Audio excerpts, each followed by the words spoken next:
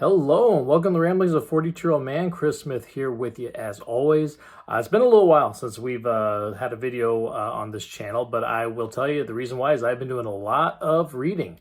So anybody who's watched the couple videos ago, I talked about a book that I was really excited to have coming out soon. It's called 101 Horror Books to Read Before You're Murdered by Sadie Hartmann.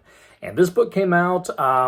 I can't remember if it was, I think it was like mid-August. So I got a hold of this book finally, and obviously I loved everything I read in it. And I realized, as much as a horror novel, fan and reader as I am, there are only about a dozen of those books in there that I had read. Now she has some spotlights on a couple of authors like Stephen Graham Jones and Paul Tremblay, who I've read just about everything of them. But most of her 101 novels she talks about, I had not read a good chunk of them. So my new lot in life is to read as many of those books as I can. And of course, there's sidetracks as I go, which we will get into because she'll recommend like one book from a certain author, but you can tell this author has a lot of things that you want to catch up to as well. And I'll get into how that kind of works too. So what I'm going to kind of do is have some videos here in the future, just kind of spotlighting some of these books that I've caught out of the 101 horror books to read before you're murdered book. And then, like I said, I'll have some tangents on some other books as well that might not be actually in the book, but are kind of tangentially related. And then also the Talking Scared podcast is something that I've been listening to a lot recently. And I've been doing a lot of reading of books that he has interviewed the authors of on his show as well. And that's Neil, and he does a really great job of kind of spotlighting. He's got some big names. His very first guest was Paul Tremblay, but he's bringing in a lot of authors I had never heard of before, and I was very excited to catch some of their stuff, and I have read a few at this point that really I've enjoyed. So this is going to kind of turn into, for a while on this channel, my 101 horror books to read before you're dead / Talking Scared podcast reading channel, because I'm going to be doing a lot of books. I've already, just in the month of September, I think I've read close to 30 books just based on recommendations from those two sources. So I've been loving it. I do a lot of audiobook listening throughout the day while I'm working, but then I've also been catching a lot of books and reading it at night after the kids go to bed, just kind of laying in bed next to my wife and enjoying a good book. My library has been an amazing source for all these so far. There's going to get to the point where the library is not going to help me out so much anymore, but that's okay. I've also got my Kindle Unlimited subscription now, and so we'll see how we do. I'm sure eventually we'll get to the point where I'm going to have to start hunting down some of these things. But right now, I'm just barely scratching the surface, and I've got plenty of things to be able to read. So today, I'm going to go ahead and spotlight an author. The very first book out of the 101 horror books to read before you're murdered was a book by this author. I read this one that was in there, and then I'll kind of get into how I've read a few more of his as well, and that is going to be Joe R. Lansdale today. So let's get started with some of his stuff. So I've got my 101 horror books to read before you're murdered book right there, my copy, and on page 68 of this book is Joe Lansdale's The Bottoms. And so this one was a hard recommendation.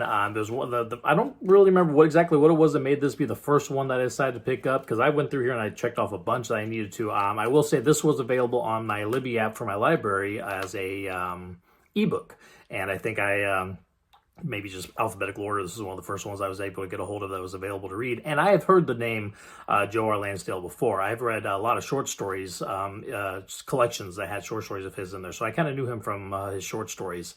So recognizable name, kind of early on the list. I decided I was going to head and read through this one.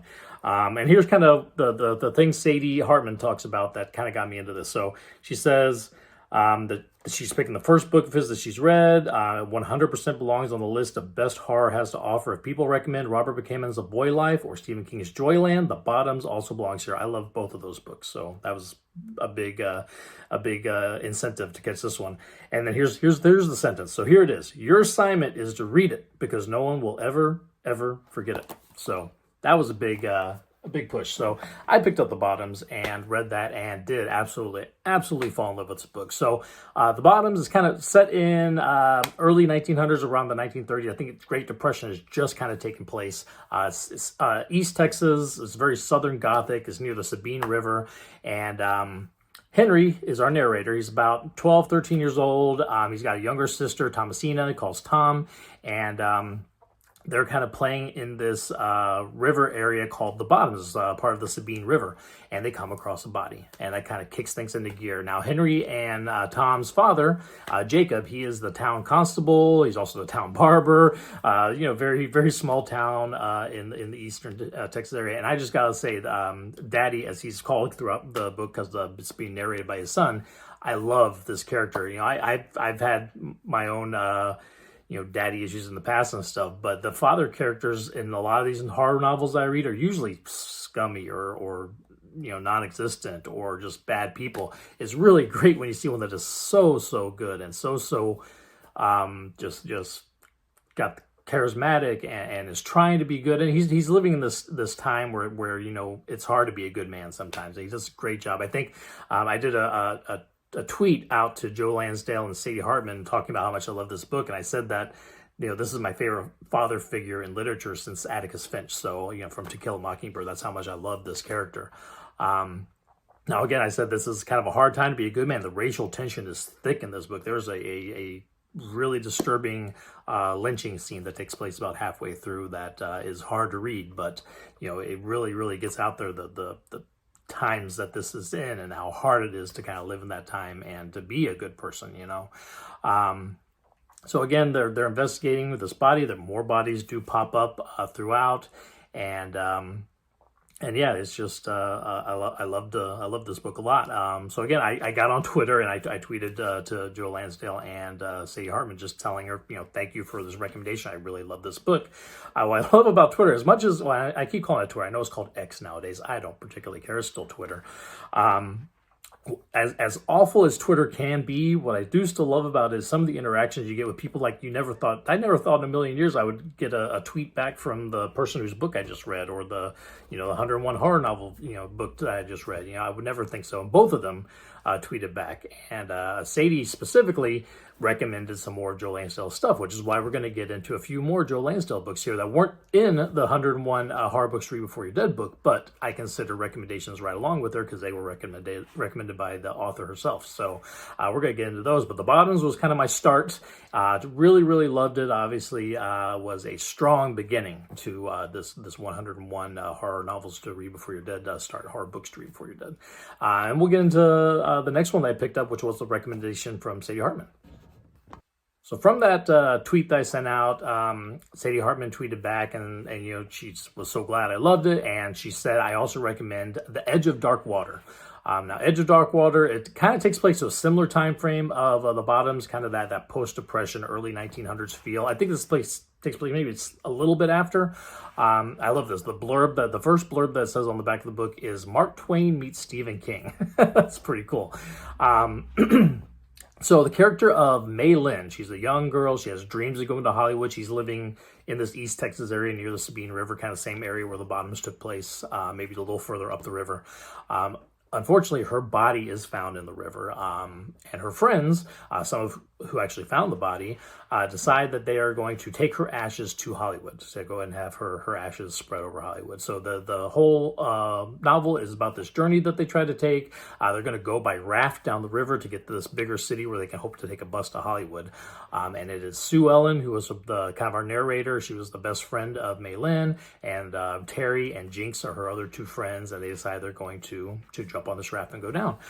Sue Ellen's mother ends up coming with her, and I gotta say, as much as I loved the father figure in The Bottoms, I really love this mother figure here in Edge of Dark Water. Now, she is not, quote, a good person. She is tough. She's flawed. She is an alcoholic. She's, kind of submissive to her abusive husband and kind of lets him, make passes to Sue Ellen that are obviously inappropriate. But she by the end of the story, she's really trying so hard to get out of that, get through this. She's working on herself, and I love the arc of that this character takes. So it's really great to have a great father figure, and who by the end of the book ends up being a really good mother figure in this book. I loved it quite a bit.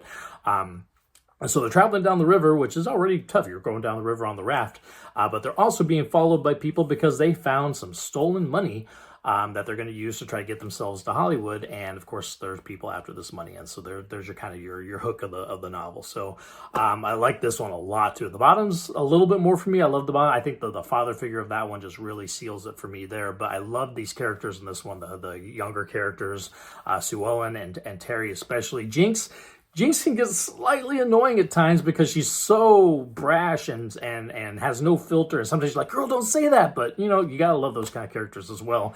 And, of course, the mother character was fantastic. So, yeah, I like this one a lot. It was a great recommendation again from Sadie Hartmann on Twitter. I tweeted her saying thank you again. And she followed up with another recommendation. So we have another Joe Lansdale book upcoming that was recommended on Twitter by Sadie Hartmann. All right, so the second Joe Lansdale book that was recommended on Twitter by Sadie Hartmann to me was called The Thicket. And The Thicket I actually had heard of, again, on the Talking Scared podcast. He spoke to John Lansdale about another book I'm going to talk about called Moon Lake, and he brought up that his favorite Lansdale was The Thicket. So I'd heard the name. I'd never read the book before, but I saw Sadie's recommendation. I'm like, okay, well, that's the next one I'm picking up. So luckily my library had a copy of it, so we picked it up, read through that. And this one is... still kind of that Southern Gothic feel. It takes place in that East Texas area near the Sabine River, but this one has a much more Westerny feel to it. This is early 1900s, very much a Western feel to it, and we follow a young protagonist. This is Jack Parker. He's about 16 years old. He's got a younger sister, Lulu. Both of their parents just recently died of smallpox. Their grandfather is taking them in. As they're traveling with him, the grandfather kind of picks a fight a little bit with who ends up being some bank robbing bandits. And unfortunately, the grandfather ends up killed. Lulu, the young sister, gets kidnapped, and Jack has to spend the rest of the book trying to go save his sister. And he rounds up this group of characters to help him that is just such a crazy group of characters that you end up really loving by the end of the book, including a bounty hunting dwarf named Shorty. You got a grave digging son of an ex-slave is also kind of friends with Shorty that joins along. You've got a former prostitute that named Jimmy Sue who comes through, and then you've got a small town sheriff who pretty much leaves being a sheriff to come help them out as a bounty hunter as well, and he has a janitor of his kind of follows along with him as well, and this whole group of people ends up going after Jack's sister, and it really is. I mean, the actual fight to get the sister back is maybe the last 20 pages of the book. The whole remainder of the book is just these characters and these interactions, and each one of them kind of coming into the group, and it's just you love it. I think I read somewhere it's kind of like the True Grit meets Stand By Me. So it's a good combo there. But yeah, there's definitely a Western feel, kind of the lawlessness of that time. And, Jack just can't go to the cops and get things done. He has to kind of bring in this crazy group. And when he does find a sheriff, the sheriff's like, well, you know what? I'm going to do it for the bounty, not because it's the right thing to do or anything. But, again, these characters, you really end up understanding them and loving them by the end of it. I had to say, as I was reading through, by like the first scene that I'd met Shorty, and I'm already picturing Peter Dinklage giving all the dialogue and stuff. And I had to look because I hear that The Thicket is being made into a new movie. And guess what? They got Peter Dinklage for this part. I mean, you couldn't ask for perfect casting, more perfect casting. I mean, maybe Tyrion from Game of Thrones was the only way he was maybe even more perfect for a role than this one. But yeah, I mean, from the moment I saw it, that was who I was picturing in my head. So another great one by Joe Lansdale, another great recommendation from Sadie Hartmann. Loved that one a lot.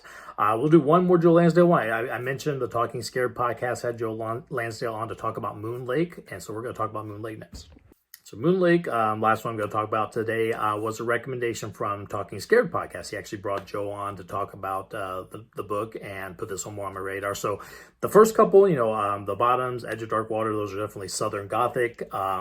We go more into the Western side of things with The Thicket. This is more modern day, but still kind of that Southern Gothic feel, even though it's more of a modern day. You got a small town feel and a small town vibe. So when this opens up, Daniel, he's about 13 years old, and his father tries to kill the both of them by driving his car off this bridge into this lake in the East Texas. And Daniel is able to survive. So years later, he's an adult now. He goes back to that town to try to recover the car. The lake has dried up in the drought that was going on in Texas at the time, and he goes to recover the car and his father's bones and uncovers something else. There's a whole town that was kind of at the bottom of this lake, this lake had been created at some point to cover up the town, and there's a dark secret about how that all went down and the town as it is now. And of course there are people who will do anything to keep that secret from being uncovered, and as Daniel's kind of poke around at that kind of gets us going with where the tension is there. This one was really good too. You know, I think I like the older Southern Gothic ones a little bit more, but this modern version was pretty cool too. I liked you're going in thinking that you're going to maybe have maybe the spirit of somebody, the father or something might be like that, and it ends up being completely different than what you think you're going into. So I love that. I love kind of being surprised when you go into a book. So just like all the other three, this Joe Lansdale one I love, really enjoyed. And all four of these, great reads, great start to my 101 horror books to read before you're dead catch up. Which, unfortunately, even though this is 4 books, really only took care of one out of the 101 horror books novel. But I loved every one of them, and every one of them was wonderful to read. And I really have loved the interaction I've had. Like I said, Twitter, X, whatever, might be a horrible place most of the time, but sometimes you get really cool interactions with people you would not otherwise have talked to. So I really enjoyed that. So that's what I've got for today. We will have, I'm sure I'll talk movies and stuff as you go forward throughout. Everybody loved the movie reviews and stuff, but I really am focused a lot on reading right now. Watching Ahsoka as it comes out, watching Only Murders in the Building. Maybe we'll talk about those when they finish up. But for right now, my focus is on books. So hopefully you guys want to hear about that, because that's what I'll be talking about. Well, so thank you for listening as always. Thank you for watching. I'll just say, if you have any interest in horror novels at all, pick this up and give it a read. It has so many great recommendations in it. And again, as somebody who has read a lot of horror novels, I was amazed by just how few of these I had. So go ahead, pick it up in your stores, catch it, find the stuff in it. It is amazing. So thank you for that, and we'll talk again soon. Bye-bye.